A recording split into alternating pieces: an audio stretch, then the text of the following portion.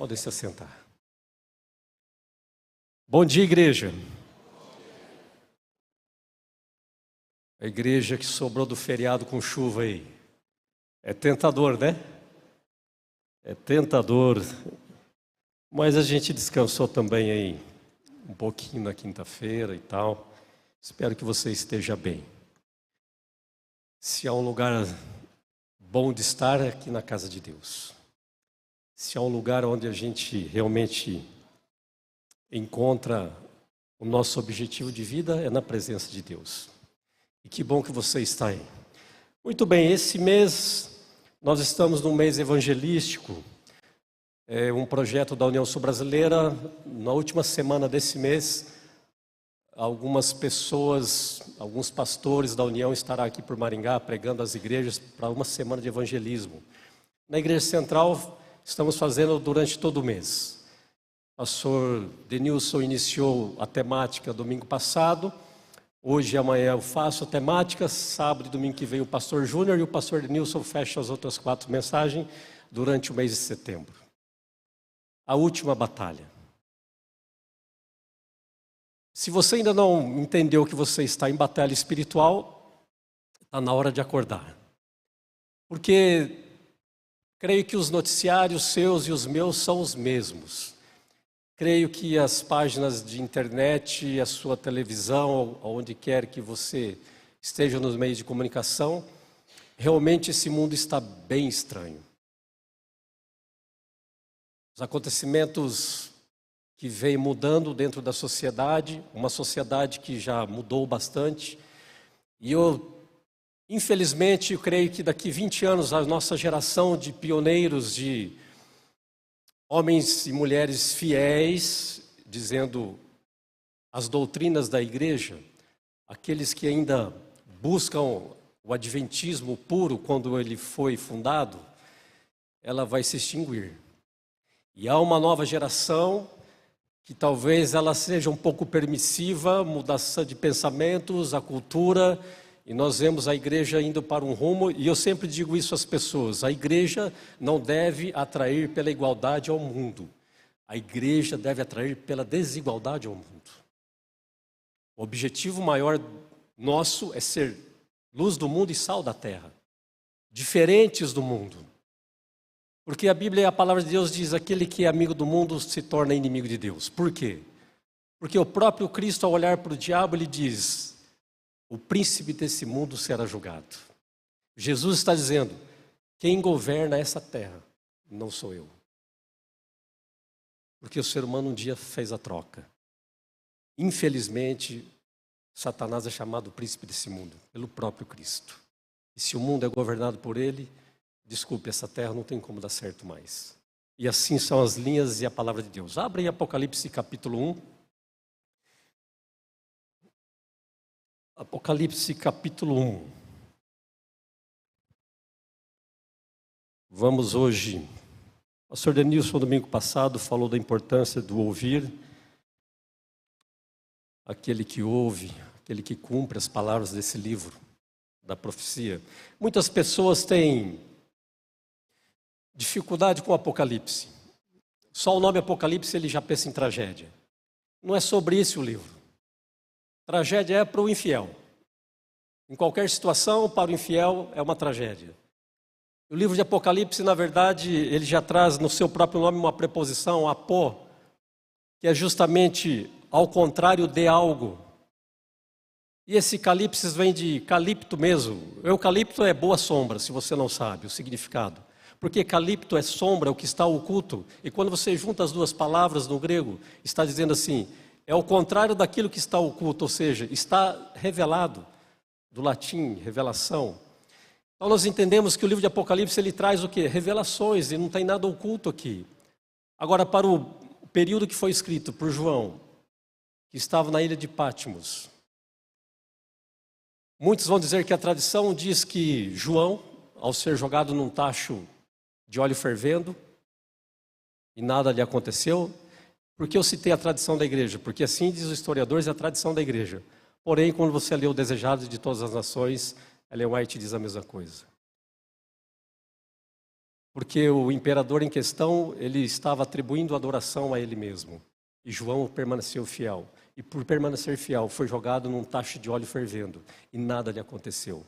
E ele foi exilado para a ilha de Patmos, uma ilha no mar Egeu. É uma ilha grega, porém, em jurisdição de Roma. Tinha ali como um dos seus presídios. E é nesse contexto que João está ali. E agora pense para João, o discípulo amado, depois de tempo sem ouvir o seu mestre, talvez um coração com saudades de Cristo, e ele vai ter o privilégio de ouvir agora novamente a voz de Jesus. Porque o livro de Apocalipse, no capítulo 1, no verso 1, diz o seguinte: revelação de quem? Jesus Cristo. Quem deu? Deus lhe deu, para mostrar aos seus servos o que há em breve de acontecer. Ele enviou quem? O seu anjo, para torná-lo conhecido ao seu servo João, que dá testemunho de tudo que viu, isto é, palavra de Deus e o testemunho de Jesus Cristo. Esse é o único livro que tem uma ordem direta de Deus, no sentido de Deus revelou a Jesus, que revelou ao seu anjo, que revelou a João, que nos revelou sobre a pessoa de Jesus Cristo. Quando dizemos Jesus Cristo, entenda uma coisa: o nome de Jesus é Jesus. Cristo é um título.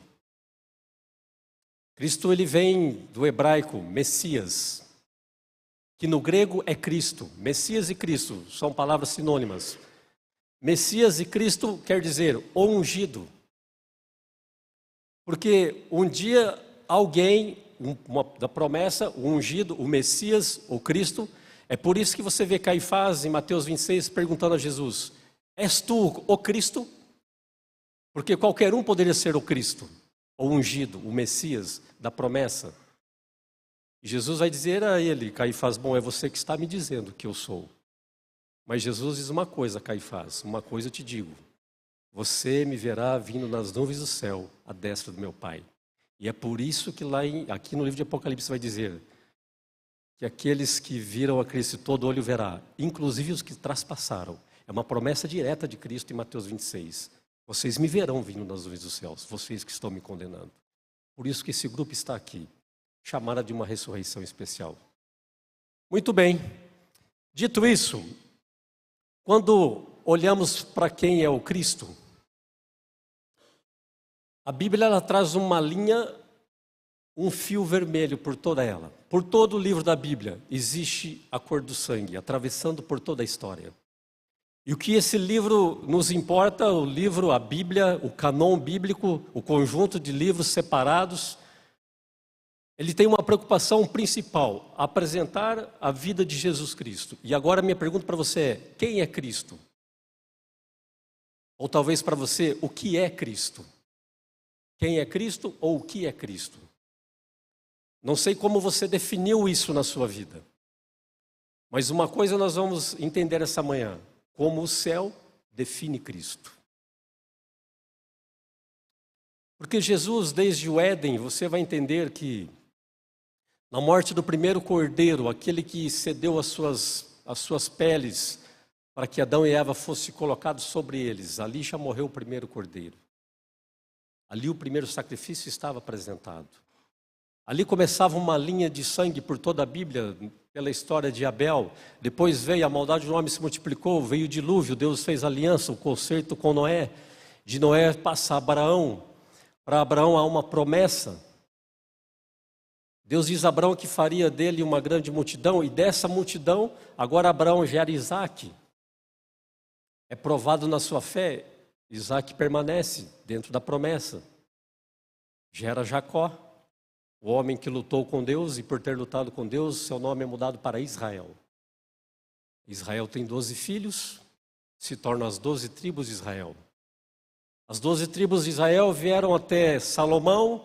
Quando Salomão morre, Jeroboão e Roboão divide o povo agora, as tribos do norte e a tribo do sul. 10 tribos com Jeroboão, 2 com Roboão. Mas Judá e Benjamim representavam aqueles que permaneceram fiéis a Deus. Deus se aparta de Jeroboão. Nessa divisão das tribos, você percebe que as 10 tribos do norte fazem negócios com os assírios, são praticamente extintas da face da terra. Sobra Judá e Benjamim. chamada agora somente de tribo de Judá.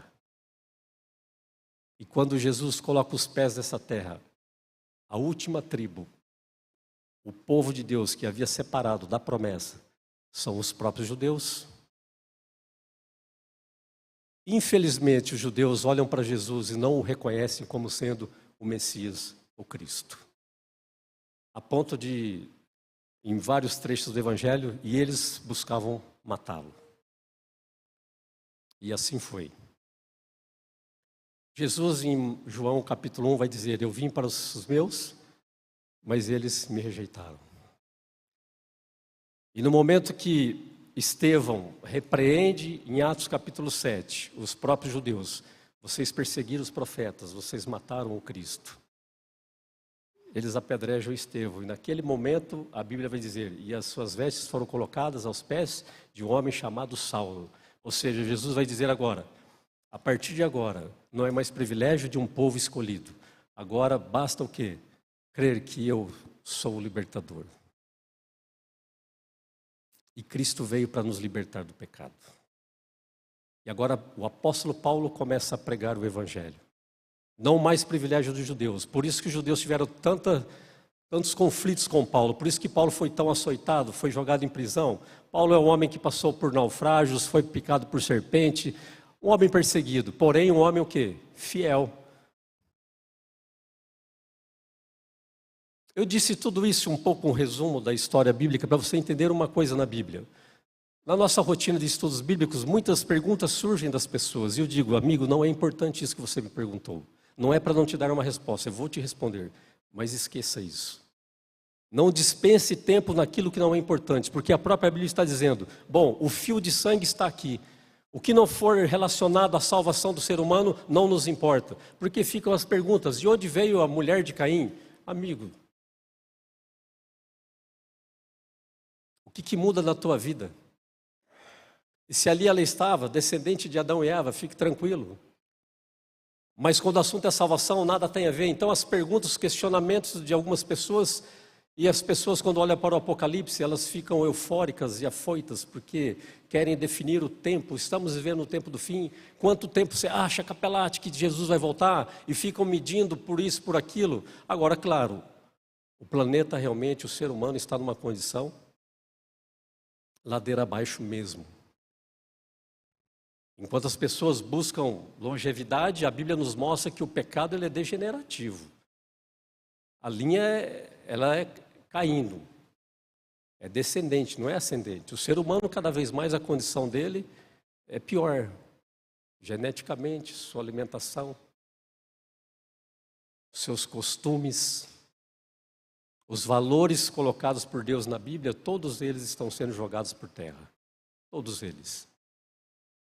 Criação de filhos, sexualidade, relacionamentos, tudo que é de bom e moral está sendo jogado por terra. Já foi jogado há muito tempo.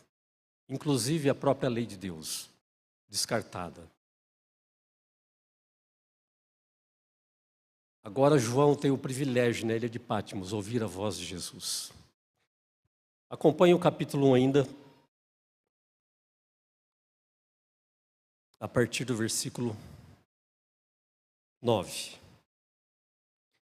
Eu, João, irmão e companheiro de vocês no sofrimento, no reino e na perseverança em Jesus, estava na ilha de Patmos por causa da palavra de Deus. Qual era o motivo do sofrimento aqui de João? A fidelidade a Deus. Vai somando algumas coisas na sua vida aí.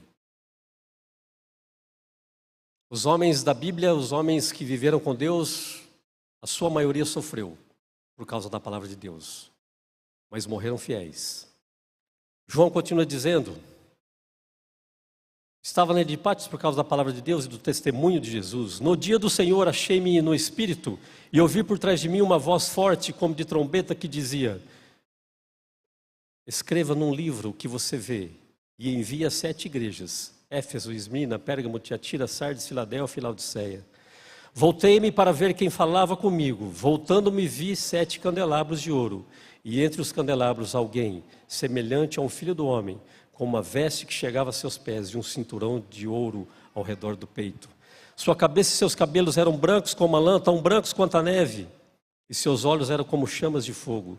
Seus pés eram como bronze numa fornalha ardente. E sua voz como o som de muitas águas. João ouviu a voz de Jesus, mas a voz de Jesus era um pouco diferente agora. Porque agora ele estava diante de Jesus com o seu corpo glorificado. O que ele consegue comparar a Jesus é o que ele relata. Para que a gente entendesse hoje o que ele viu, ele começa a comparar com o latão, com o ouro, com o fogo, com a neve, mas diante dele estava o próprio Cristo agora, glorificado, na sua glória. Jesus se apresenta a João. Jesus sabia da importância para João, nesse momento, exilado na ilha de Patmos, como seria importante essa visita até João. Mas Jesus tem um plano para João. João dos discípulos é o único que vai morrer de morte natural. Todos os outros perseguidos e mortos por causa do Evangelho. João não morre em Patmos, João volta a Éfeso. Por volta do ano 100 a 103, João falece em Éfeso. E quando eu penso em Éfeso, ou na igreja de Éfeso, de Atos capítulo 2, é a igreja que Jesus tinha acabado de fundar. É a igreja onde Pedro, em um sermão, converte 3.000 almas. É a igreja que diz que era cheia do Espírito Santo e todos partilhavam da palavra todos os dias e partilhavam o pão e vendiam as suas coisas e ajudavam os outros, e era uma igreja unida, uma igreja cheia do Espírito. E aí diz, e os discípulos e os apóstolos faziam milagres e iam acrescendo pessoas todos os dias, pelo poder do Espírito Santo. Nós estamos no mês de setembro, teremos, a partir do sábado que vem, batismos, no Dia Mundial dos Bravadores, posteriormente no dia 23, batismos da primavera, uma bênção. Muitas pessoas têm sido agregadas ao rebanho. E a minha pergunta é, se todos os anos pessoas são agregadas ao rebanho, por que a igreja nunca está lotada, cheia de gente? A lógica seria, se tem tanta gente aceitando todos os anos, era a cada 2 anos no máximo estagnar isso e dizer, temos que fazer uma nova igreja. E por que isso não acontece? É porque aquela porta é a porta de entrada, mas também é a porta de saída. É uma pena. É um público que se renova. Sempre a média, 1.200 membros, 1.300 membros. Mas se todos os anos acrescemos tantas pessoas, por que esse número permanece? É porque assim como entra, assim sai. Porque é uma decisão pessoal de cada um, estar ou não com Jesus. Para representar realmente Jesus dentro do Apocalipse, somente nos 3 primeiros capítulos você tem o nome de Jesus, uma referência a ele citada mais de 120 vezes. Com vários nomes. O Apocalipse ele é recheado. Todo o livro são 250 citações à pessoa de Cristo. Cristo não é central somente no Apocalipse, ele é central por toda a palavra. Mas o que representa para mim Jesus Cristo, realmente, são os capítulos 4, 5 e 6 de Apocalipse. É o que nós vamos pensar um pouquinho hoje. Mas eu quero te dizer uma coisa nessa manhã. Você só está aqui porque um dia Jesus fez uma promessa. E se Jesus não dissesse assim, virei outra vez, eu ia dizer para você hoje, vá para casa, viva a sua vida, porque depois disso aqui não tem mais nada. Se Jesus não tivesse feito lá em João 14 uma promessa, olha, eu vou preparar lugar, mas eu volto. Ele responde uma pergunta de Tomé, daí, mas para onde é que o senhor vai? E Jesus vai dizer, você sabe para onde eu vou? Eu sou o caminho. Esse caminho que você me pergunta, eu sou o caminho. Eu sou a verdade. Eu sou a vida. E ninguém irá ao Pai se não for por mim. Jesus é o centro. 1 Timóteo 2,5 vai dizer que há só um mediador entre Deus e os homens. Ou seja, Deus aqui, os homens aqui. No meio só existe um mediador. Cristo Jesus, vírgula, homem. Não é Cristo Jesus, Deus. Porque é Ele como homem que vem e toma o seu lugar. Quando eu penso que Jesus, chamado pelo Cordeiro, no livro de Apocalipse, também Jesus é o sacerdote, o sumo sacerdote, Jesus era representado por várias maneiras dentro do santuário e dentro do povo. Mas quando eu penso o que é o pecado,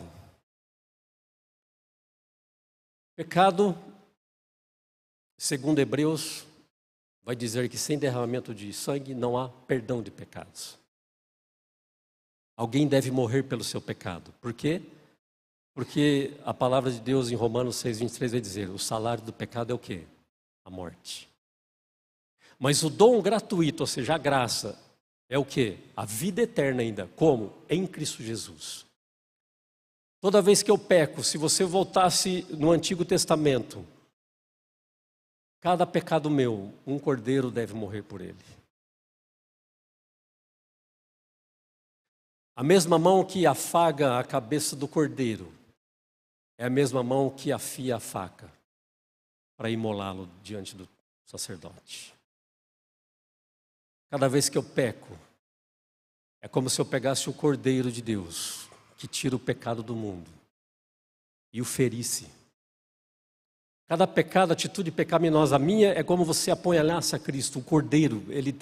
Alguém deve morrer pelo seu pecado. Para que a gente não tivesse apenas rebanhos de cordeiros nesse mundo, imagine esse planeta da maneira que está hoje, e nós temos que sacrificar ainda cordeiros. Jesus toma um lugar, porque tudo apontava no Antigo Testamento, tudo apontava para o Messias, tudo se cumpriria no Messias. Agora Jesus toma esse lugar do cordeiro. E a partir da morte de Cristo, Ele está dizendo: agora o meu sangue é suficiente para a tua vida. Não mais por sangue de cordeiros e bezerros, como diz o livro de Hebreus, mas agora pelo meu próprio sangue. Entrei de uma vez por todas no Santo dos Santos. Jesus oferece salvação. Jesus oferece salvação sem exigir nada de você. Cristo oferece vida eterna sem que você faça nada no processo de salvação. Mas uma coisa devemos fazer: sermos fiéis a Ele. Aceitá-lo. Jesus ainda deixa a nossa escolha. Se você quiser me aceitar, aceite. Eu estou oferecendo para você vida eterna.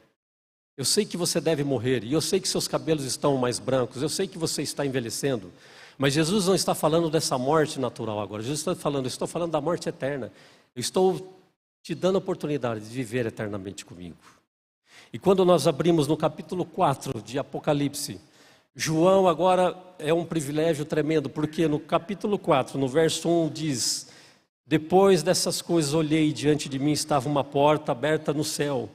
A voz que eu tinha ouvido no princípio falando comigo como trombeta disse: suba para cá e lhe mostrarei o que deve acontecer depois dessas coisas. Imediatamente me vi tomado pelo Espírito, e diante de mim estava um trono no céu, e nele estava sentado alguém. Aquele que estava sentado era do aspecto semelhante a jaspe e sardônio. Um arco-íris parecendo uma esmeralda circundava o trono. João teve o privilégio de ver o trono de Deus. João, por ser fiel, ele teve um privilégio: ser convidado a entrar por essa porta, tomado por essa visão e ver a presença de Deus. E o diabo é tão astuto, porque o símbolo do trono de Deus, do seu arco apresentado em Apocalipse por algumas vezes, também o arco da aliança com Noé. Hoje, se nós colocássemos um arco aqui simbolizando o trono de Deus, o que você acha disso? Um arco-íris aqui estampado na frente da igreja. Você entende como o inimigo deturpa as coisas de Deus? Você entende como o diabo é astuto e ele confunde as pessoas? Ele pega o que é sagrado e profana isso.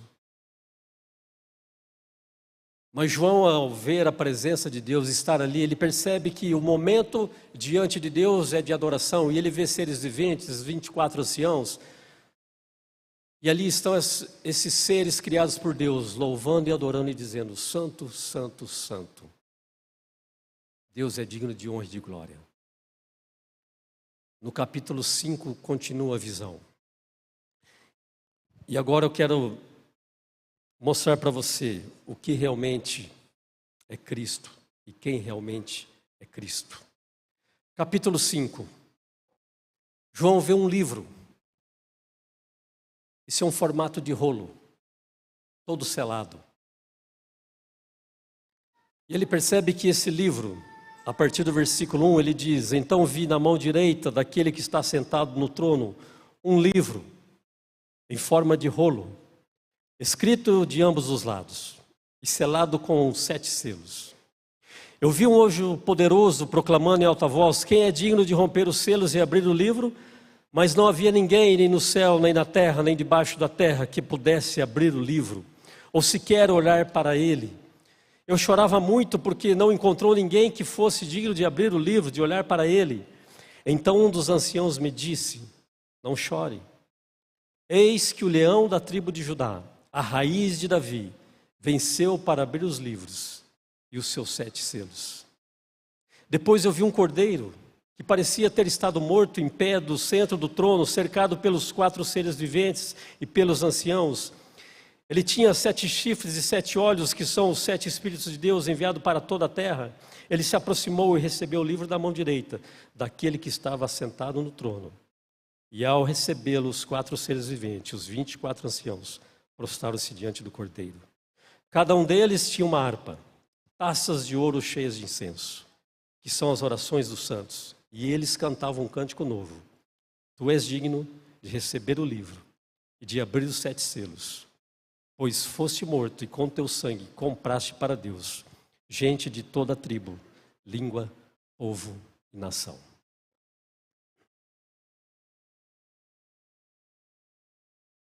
Jesus aqui é chamado de o leão da tribo de Judá. Gênesis 49, você vê Jacó abençoando os seus filhos, cada um da sua tribo. E ele vai abençoando cada filho. Porém, quando ele chega em Judá, ele diz: Judá, você é um leãozinho. Judá, quando um leão está com a sua presa, quem pode resisti-lo? Judá, o cetro não se apartará de ti, até que venha aquele a quem a gente espera. A promessa do leão da tribo de Judá já estava prometida lá para Israel. Ou seja, alguém se levantará para a salvação. Nós estamos aguardando este. A manifestação de Cristo agora é justamente o leão da tribo de Judá. Mas algumas coisas características nesse texto eu quero destacar. Primeira delas: quando a gente olha todo o céu reunido, louvando e dando honras a Jesus, o único digno, encontrado digno para abrir aqueles livros. E a ideia desse livro é o seguinte: o ser humano lá no Éden, ele troca o direito, ele troca esse planeta todo pela condição do pecado agora. Ele está dizendo: não sou mais proprietário, não é mais minha propriedade. É como se Satanás pegasse as escrituras agora dessa terra e tomasse posse. O único que é encontrado agora com o direito de comprá-lo de volta é Cristo Jesus. Por isso que ele é o único que tinha direito a abrir os 7 selos. Com o seu sangue ele está comprando essa propriedade de volta. Não há nenhum ser humano que conseguisse fazer isso. Porém, a palavra de Deus diz que o cordeiro estava morto desde quando? Desde a fundação da terra. Quando você olha a palavra de Deus que Jesus existe desde a eternidade. O Evangelho de João diz que ele estava com Deus, ele era Deus, e tudo que foi feito havia sido feito por ele. No verso 14 de João 1 diz: e o Verbo se tornou carne e habitou no meio de nós, chamado unigênito do Pai. Esse é Cristo Jesus. O centro de toda a história da humanidade está em Cristo Jesus. A sua vida está pautada, alicerçada em Cristo Jesus. O céu planejou assim. Mas o céu é educado. Mas o céu permite que você escolha. O céu não impõe isso de você. Se você veio na presença de Deus hoje, quer ouvir um pouco da palavra de Deus, estar na sua presença e agradecer por sua vida, isso é uma escolha a ser feita. todos os dias. Não somente aqui, mas em todo ambiente que você for. Por onde seus pés te levarem, sempre será uma escolha, estar na presença de Deus ou não estar na presença de Deus. Porque o céu, ele deixa isso em aberto. O céu deixa na tua mão ser livre. O céu deixa uma responsabilidade nas tuas mãos de escolher sim ou não. Deus nos criou dessa maneira. E quando a gente vai se envolvendo com a palavra de Deus, se abrirmos o coração, e agora a gente precisa entender uma coisa. João, quando ele olha, ele vê que é o leão da tribo de Judá, mas quando ele olha, o que ele vê? Um cordeiro. É leão, mas é cordeiro. É a bravura de um leão, é a autoridade de um leão, é o reinado de um leão, porém é submisso como um cordeiro, porque o cordeiro veio para apresentar a salvação. Essas duas figuras apresentam Cristo com toda a autoridade e poder, porém submisso. Porém um Deus de amor dizendo assim, eu vou pagar um preço alto por você. E com esse preço que Jesus paga, nós lemos que foram comprados o quê? Muitas pessoas de tribos, nações, línguas, ou seja, isso lhe dava autoridade de comprar quem quisesse para Deus. E o preço foi pago. Agora, amigo, se um amigo te paga algo e te fala, olha, já está tudo certo lá, só passar e pegar, e a gente não vai, que desfeita é essa? Algo que já foi pago, algo que já está lá, é só retirar. Nós não fazemos isso por amizade a ninguém. Olha, passa lá que eu já deixei pago, está tudo certo, é só pegar. E nós ficamos felizes e alegres, opa, é de graça. Agora o céu se mobiliza, o pecado trouxe um prejuízo tremendo. O pecado trouxe para o céu a forma física de Deus ser mudada. O pecado trouxe para a natureza divina ele ter que se encarnar, ele ter que ser criatura, na forma de criatura. O céu exigiu que Deus descesse e fosse tentado. O céu exigiu de Jesus levar tapas na cara. O céu exigiu, o pecado exigiu do céu que Jesus enfrentasse tudo aquilo que nós enfrentamos. Agora o céu se mobilizou dessa maneira para eu dizer assim, eu não quero.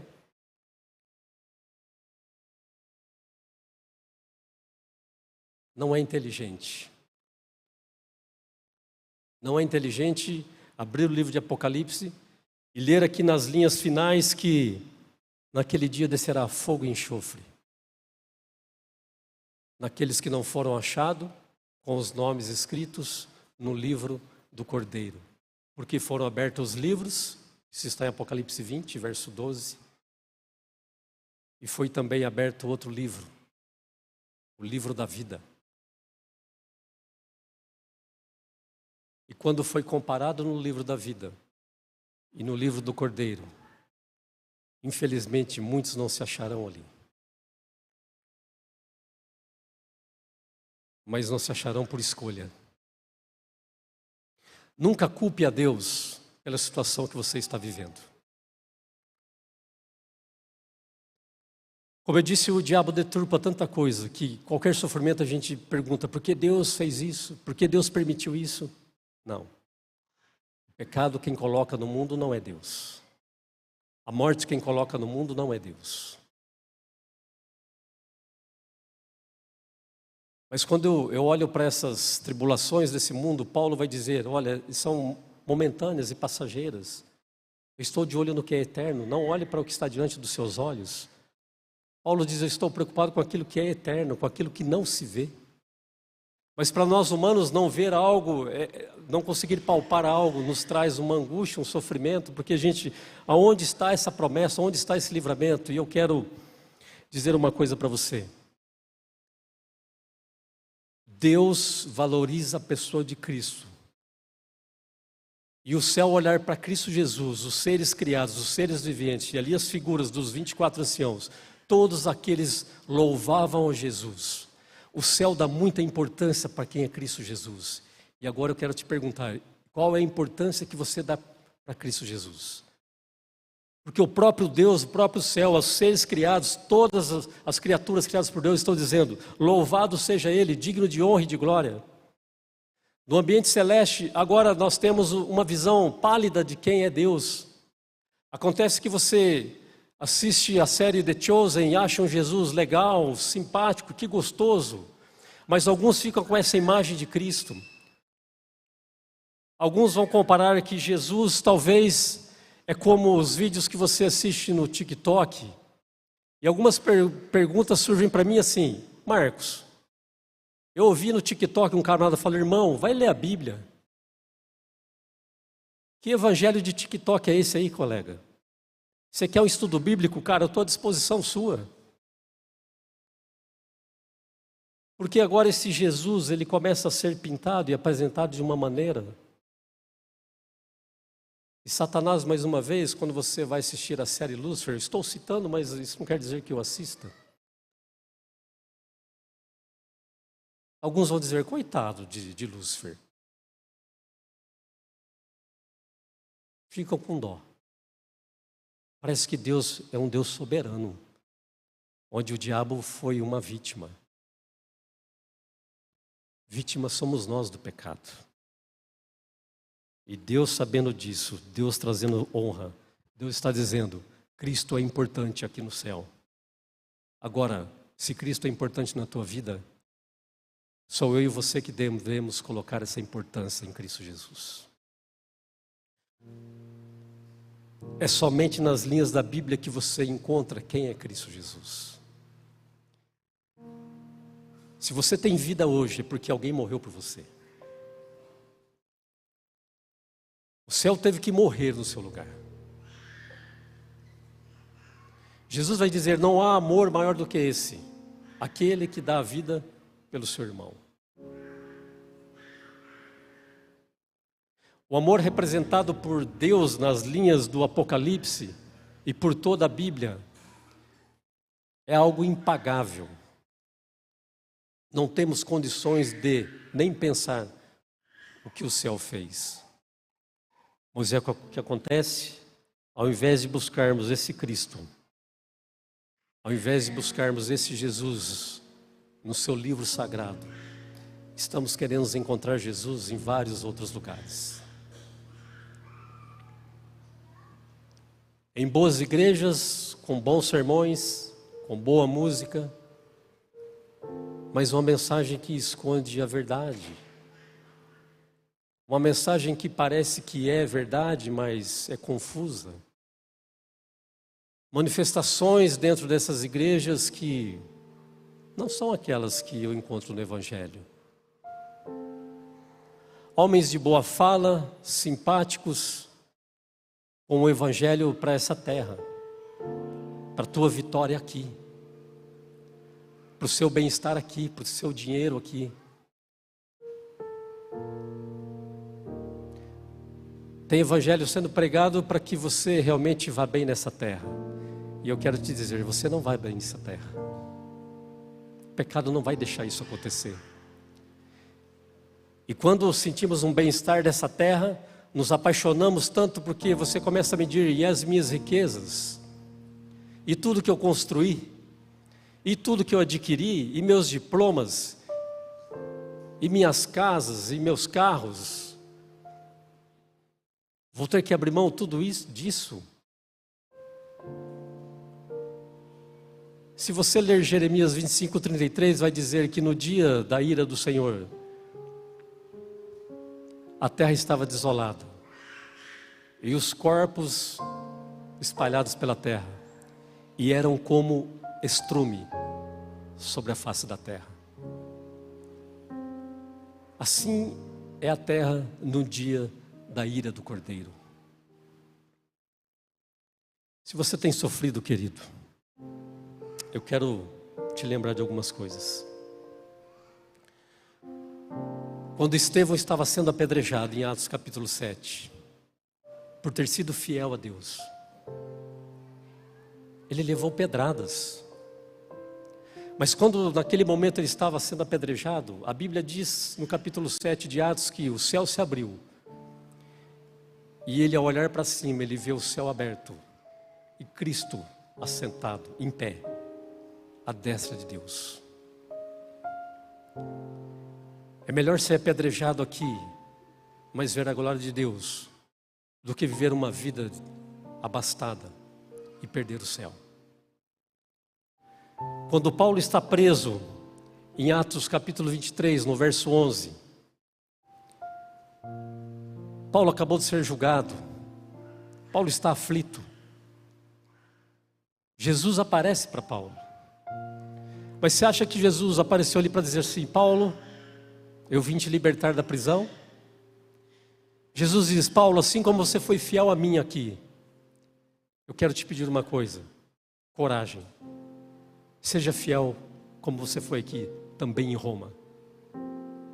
Porque Paulo iria para Roma agora, ser preso lá também.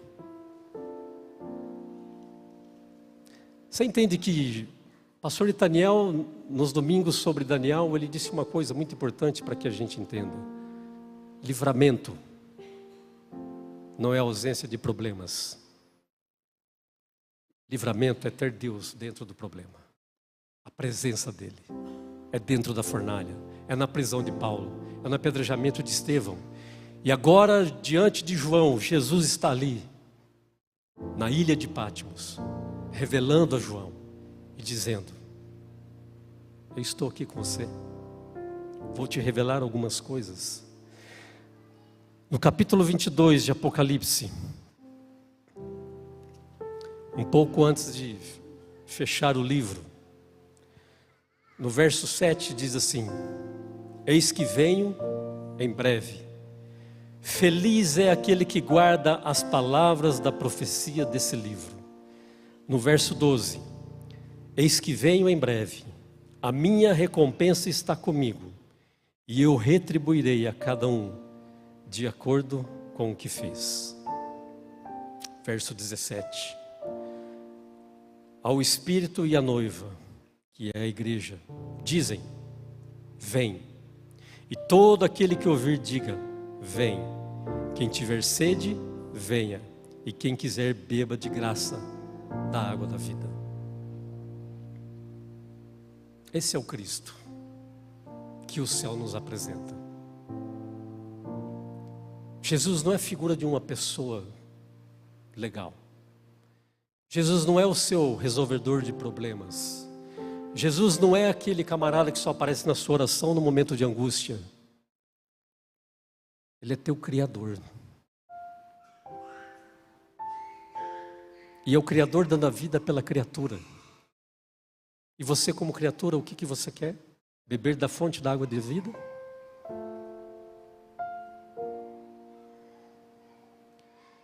Não sei o que você vive. Você sabe. O céu sabe. Não fique no vale da indecisão. Não vacile na sua escolha. Não deixe para amanhã. Hebreus, as cartas aos Hebreus vai dizer: o dia da salvação é hoje. Quantas pessoas perderam a vida agora no Rio Grande do Sul? Pelas chuvas. Quantas pessoas perderam a vida na guerra na Ucrânia? Quantas pessoas têm sido ceifadas por assaltos, pela violência? Pela manhã ela acordou para mais um dia, assim como eu e você. E para que você saia daqui pensativo, se for o seu último dia hoje, verá Jesus voltando nas nuvens do céu? Ou Satanás te convidando para invadir a cidade querida que vem descendo do céu? A diferença é grande. Dentro do teu coração, decida isso, não saia daqui sem essa decisão. Que Deus te abençoe nesse sábado. O apelo é interno, é uma decisão tua.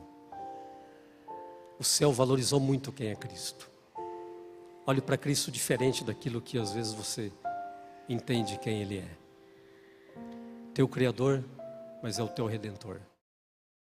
É o teu Criador, mas Ele oferece para você ainda vida eterna. Que a gente se encontre na eternidade com Jesus. É o nosso desejo nessa manhã. Nós vamos orar. Quero pedir a você uma gentileza depois da oração.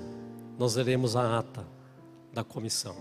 Se você puder permanecer em reverência, será muito breve. E a gente despede da igreja daí. Coloque-se em pé, vamos nos colocar em oração.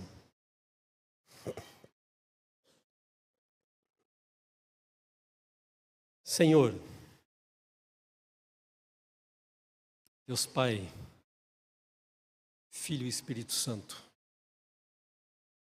diante de Ti, Senhor Deus, entendemos a honra e a glória de Cristo, o centro, Senhor Deus, desse livro sagrado que tanto cremos. Jesus, o nosso Rei eterno, simbolizado pela bravura de um leão, mas também, Senhor Deus, pela obediência e submissão de um cordeiro. Sabendo o que lhe custaria, Senhor Deus, Ele pagou um alto preço por cada pessoa que aqui está. Senhor Deus, que a gente não se esqueça quem é Cristo Jesus na nossa vida.